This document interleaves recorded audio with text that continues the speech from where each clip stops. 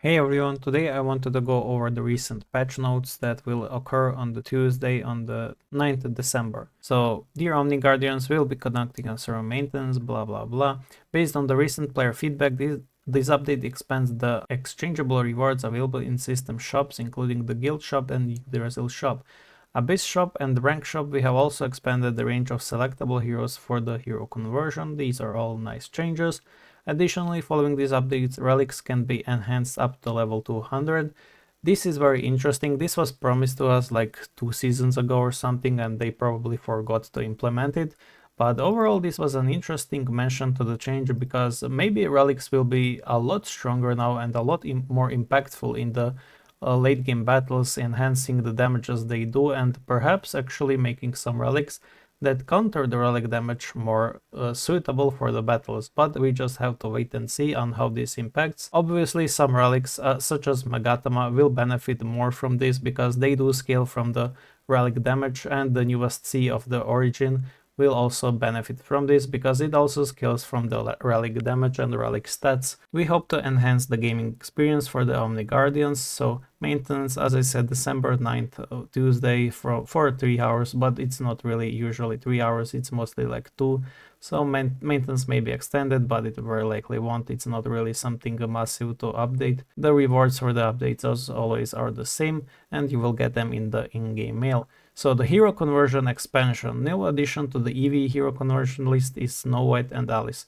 Maybe you don't know, but you can actually convert the heroes. It unlocks after you max out the hero, so right now you can't get Alice and Snow White, but after the update they will be available here. So I will be able to max out my Alice and Snow White basically because the rest of my heroes are maxed out and pretty useless sitting here. New additions to the DD hero conversion list: Aphrodite, Wu Zetian and Arthur. This is pretty interesting because these heroes are season 5 heroes and Arthur is season 6 hero, no? Unless I'm misremembering. Yeah, Hades was the one that's season 5. So they're not adding Gaia and Elisha. It's pretty weird how they add heroes. So Hades was already in the pool with these heroes. But I'm not sure if Wukong is in the pool even. Deviant.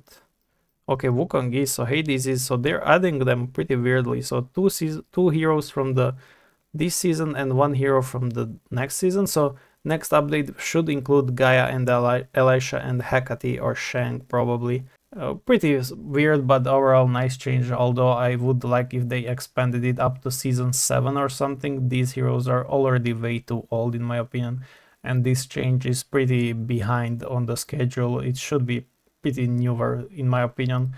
But yeah, overall pretty nice change, although I'd have most of them at 12 stars anyway, so a change like this isn't really beneficial for me or other whales. The boss challenge adjustments. The results calculation time for Abyss Lord or the other Abyss challenges has been adjusted from okay, this is a pretty big change because most of us are already, our brain already knows when this ends, so it ends on the reset, but now it will end 2 hours before reset, which is almost same as World Arena. Yeah, World Arena ends 3 hours before reset, Ogi as well, so this will be 2 hours. It will be pretty difficult to get adjusted to because of how your brain already operates on the pretty much mechanical timing, so it will take a while. It will change the foggy players that pretty much snipe the rankings, so last minute doing challenges. You may have to adjust your alarms now if you set up for it, but yeah. Overall, this also results in a loss of 1 challenge extra from the timing, but not that important anyway. So other updates: relic enhancement level cap increased to 200. As I said, this impacts some relics more, some relics less. Oracle shop now includes Fenrir. This doesn't matter. A Fenrir is absolutely nowhere near priority because the flat buffs and unreliable buffs are nowhere close to being good. New addition to the guild shop: Hades shards. Really nice addition. The guild shop is currently really outdated. Apart from the seasonal hero shards, newbies have been purchasing the Narissa and Audrey, which was nice, but Hades will take a priority now. So first priority is definitely going to be the seasonal hero shards. Always max this out, always, and then the leftovers will go to the Hades. Hades only really needs 7 stars, so you can spare some Oracle coins and then continue working on your Narissa and Audrey. New hero in the Yggdrasil shop being Mulan is absolutely amazing. Mulan will basically become the #1 priority you should get. Get her to 7 stars as fast as possible. She's still great despite being lower on the tier list and everything. She's still a Magatama in a unit basically, so she's still a priority to get, and she's still usable in a lot of Celestial Trials and a lot of Rift Odyssey stages, as well as in a PvP for a bit, then she falls off in PvP quite hard. So Mulan will basically become the #1 priority, and Lamia will move down. Eloin is still great, Janna is still amazing for PvP. The rest of the heroes you can safely ignore. As for Eevee, as I said in the other video, get Dorabella and Emily and you can ignore the rest. Always purchase the first row. The new hero in Abyss shop being Arthur, that's not really that good in my opinion. Arthur is still a hero you want to have and get, but in my opinion Astrid is still better to get to A stars, and Althea as well, and only then I would consider Arthur, but Arthur does make him usable at just 6 and 7 stars. He's not really that beneficial at 8 stars. Striker synergy isn't all that great, but yeah, he's quite cheaper than these two, so maybe getting him to 6 and 7 stars is better. But Astrid still is amazing at just 6 to 8 stars. Same goes for Althea, really amazing heroes. The rest of the heroes you can safely ignore and work on Dullahan if needed, but very likely you won't have to work on them at all later. And in the rank shop we are getting Wukong, which is really nice. Wukong is probably going to be the hero you want to pick after Ophelia is 7 stars. So Ophelia is priority, so the 7 stars. Elmer isn't a priority because he's basically free to get from the login selector and from the beginners event that guarantees his copy. So he's 7 stars, he's alright. 8 stars is for PvP when you start using phantoms, but that's far in the mid game plus. So Wukong becomes the second hero to purchase. Catherine still great, but nowhere near used as before.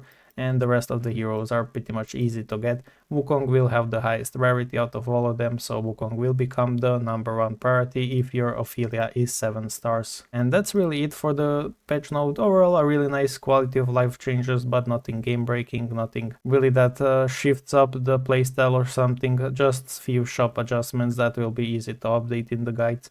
Wukong basically being the #1 priority in the rank shop, Arthur being a solid pick in the Abyss shop, but I do think Astrid and Althea are slightly better and more usable in the later stages. Yggdrasil, Mulan, definitely the biggest change, definitely the biggest priority. Oracle shop for Fenrir, useless savior coins for Jormungandr, which should be added in about 2 weeks. And Hades is really nice pickup, so as long as you can afford him, basically as long as you can afford the seasonal hero and have access tokens for Hades, go grab him, otherwise don't grab him. Seasonal hero still take the priority. He is not as rare as the seasonal heroes. And Storm Pocket Watch basically used for the Storm ship modes to reset the ships that you get, so you will be able to reset them for free instead of 4 diamonds. Is really great because the currency that is purchased with them is absolutely useless right now, so saving some extra diamonds is always going to be a welcome change. That's really it for today's video, and see you in the next one.